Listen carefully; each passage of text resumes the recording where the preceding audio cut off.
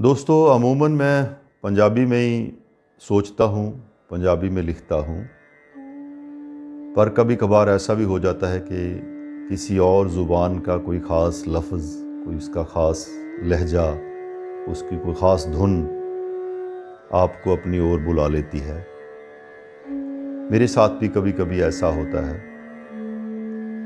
तो आप इसको उर्दू कहो या हिंदुस्तानी कहो, इस ज़ुबान में भी मैं कभी कभी कहने की कोशिश करता हूँ। तो ऐसी एक कोशिश के कुछ आशार आपकी खिदमत में पेश करता हूँ। मुझे एक रात में रहते हुए भी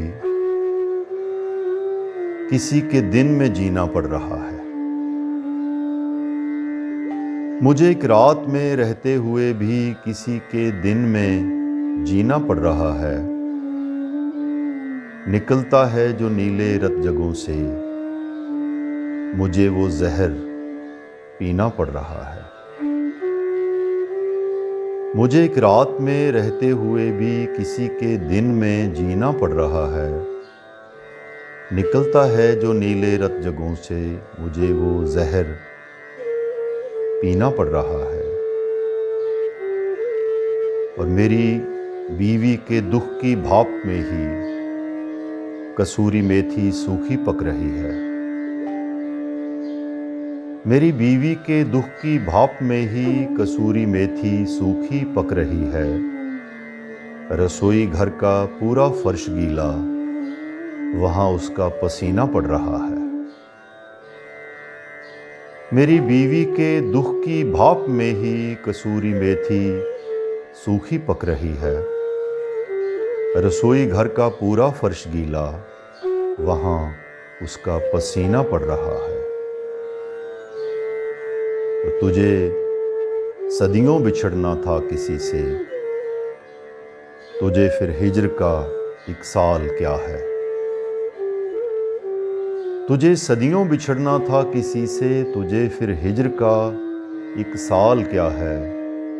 मेरी मुश्किल है मेरे आगे फिर से, मोहब्बत का महीना पड़ रहा है। तुझे सदियों बिछड़ना था किसी से, तुझे फिर हिज्र का एक साल क्या है।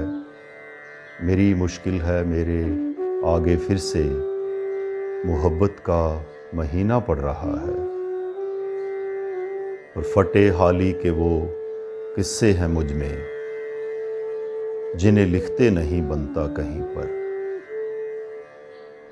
फटे हाली के वो किस्से हैं मुझ में, जिन्हें लिखते नहीं बनता कहीं पर। मेरी तहरीर तो है टुकड़ा टुकड़ा, मुझे कागज भी सीना पड़ रहा है। फटे हाली के वो किस्से हैं मुझ में, जिन्हें लिखते नहीं बनता कहीं पर। मेरी तहरीर तो है टुकड़ा टुकड़ा, मुझे कागज भी सीना पड़ रहा है।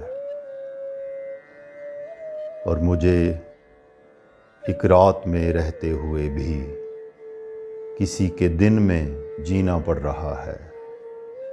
निकलता है जो नीले रत जगों से, मुझे वो जहर पीना पड़ रहा है।